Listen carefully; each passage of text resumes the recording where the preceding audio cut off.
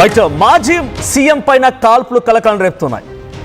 National conference అధినేత ఫరూక్ అబ్దుల్లా పైన కాల్పులు కలకలం రేపుతున్నాయి. దుండగుడి కాల్పుల నుంచి త్రుటిలో తప్పించుకున్నారు ఫరూక్.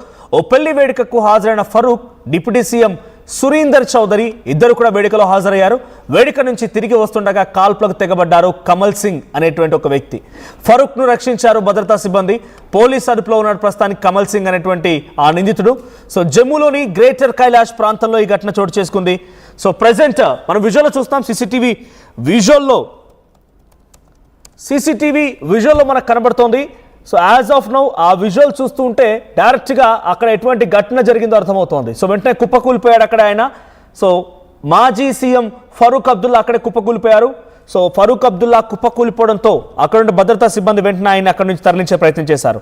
సో నేషనల్ కాన్ఫరెన్స్ అధ్యక్షుడు ఫరూక్ అబ్దుల్లా పైన ఈ దాడి జరిగింది. ఓ వ్యక్తి ఆయన్ని ఫాలో అవుతూ రెక్కి నిర్వహించి ఆయన్ని వెనక నుంచి గన్తో షూట్ చేశాడు. మనం విజువల్ చూస్తే ఎగ్జాక్ట్ ఎస్. సో ఫరూక్ అబ్దుల్లా ముందుగా వెళ్తున్నటువంటి ఆ విజువల్లో ఒక్కసారిగా సడన్గా గన్తో పరుగులు తీసి షూట్ చేయడం జరిగింది. సో అది అడ్డుకున్న సిబ్బంది వెంటనే ఆయన్ని అక్కడి నుంచి తరలించారు.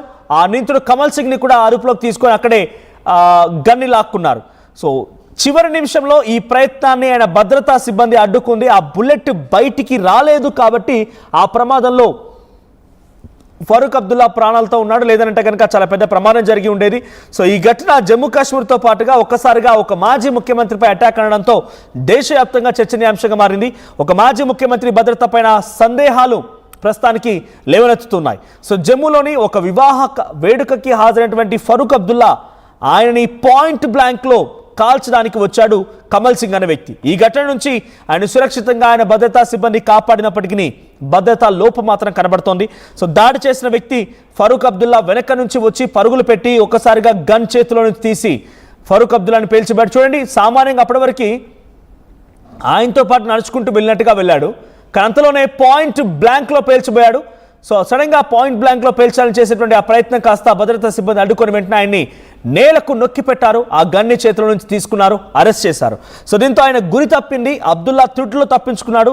సో భద్రతా దళంకి సంబంధించిన వ్యక్తులందరూ కూడా వెంటనే దాన్ని వెనక్కి నెట్టడంతో ఈ ప్రమాదం ఎటువంటి ప్రాణ నష్టం వాటిలేదు, ఎటువంటి గాయాలు అవ్వలేదు. లేదంటే ఇంకా నెక్స్ట్ లెవెల్గా ఉండేది. ఈ ప్రమాదంలో ఏకంగా ఫరూక్ అబ్దుల్లా ప్రమాదానికి గురయ్యేవారు.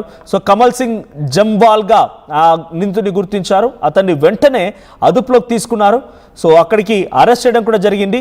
సో మీడియా సమక్షంలో ఆయన్ని పోలీసులు ప్రవేశపెట్టినట్టు తెలుస్తోంది. So Allah is kind.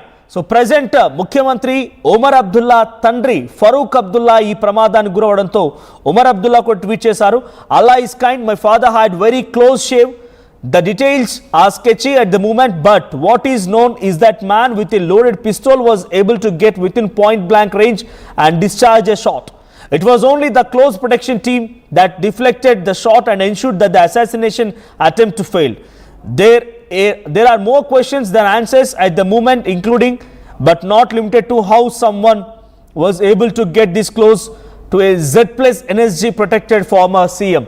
So present ముఖ్యమంత్రిగా ఉంది జమ్మూ కాశ్మీర్లో ఒమర్ అబ్దుల్లా. ఆయన తండ్రి ఫరూక్ అబ్దుల్లా మాజీ ముఖ్యమంత్రి. Z+ కేటగిరీ ఉండగా ఒక వ్యక్తి ఫుల్లీ లోడెడ్ గన్తో ఫంక్షన్కి ఎంట్రీ ఇవ్వడం, డైరెక్ట్గా NSG అండ్ Z+ కేటగిరీతో ఉన్నటువంటి ప్రొటెక్షన్ టీంలో ఆయన వెళ్తున్నటువంటి ఫరూక్ అబ్దుల్లాని పాయింట్ బ్లాంక్లో హిట్ చేసేందుకు ప్రయత్నం చేయడం.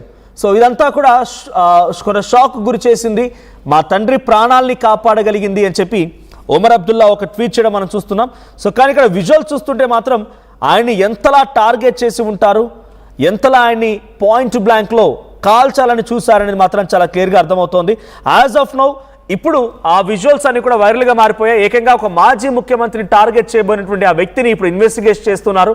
సో దీని వెనుక జమ్మూ కాశ్మీర్లో జరిగింది ఈ సంఘటన అంటే దీని వెనుక ఉగ్రవాదుల హతం ఏదైనా ఉందా, ఉగ్రవాదుల హస్తం ఉందా?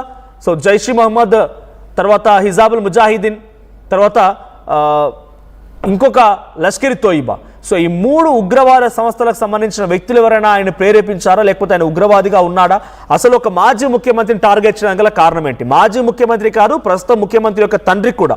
సో అటువంటి ప్రొటెక్షన్లో ఉన్న వ్యక్తిని డైరెక్ట్గా టార్గెట్ చేయగలిగారంటే ఇది ఒక్కరితో సాధ్యమయ్యే పని కాదు. దీని వెనుక ఒక టీం ఉండే అవకాశం ఉంది. సో రెక్కి నిర్వహించినట్టుగా తెలుస్తోంది. అంత ఈజీగా ఒక ఫంక్షన్లోకి, అంత వివిఐపి గెస్ట్లు వచ్చిన ఫంక్షన్లోకి గన్తో పాటుగా వెళ్ళారు అని అంటే కనుక డెఫినెట్గా ఇట్స్ ఏ బిగ్గెస్ట్ టీం ఉండే అవకాశం ఉంది. ఇప్పుడు దానికోసం ఇన్వెస్టిగేషన్ కొనసాగుతుంది. జమ్మూ కాశ్మీర్ సంబంధించి పోలీస్ యంత్రాంగం కానీ, యాంటీ టెర్రరిస్ట్ స్క్వాడ్ కానీ, అక్కడటువంటి ప్రభుత్వం మొత్తం కూడా ఇప్పుడు ఈ అంశంపైనే కొంత దృష్టి సారించింది. దీని వెనుక ఎవరున్నారు, పాకిస్తాన్ ఉగ్రవాదుల హస్తమైన ఉందన్న కోణాల్లో కూడా పోలీస్ ఇన్వెస్టిగేషన్ కొనసాగుతోంది.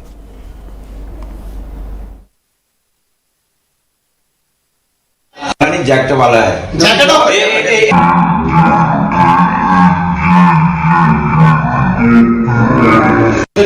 फायर करके उनके ऊपर ये वापस आते हैं फंक्शन खत्म करके वापस निकलते हैं।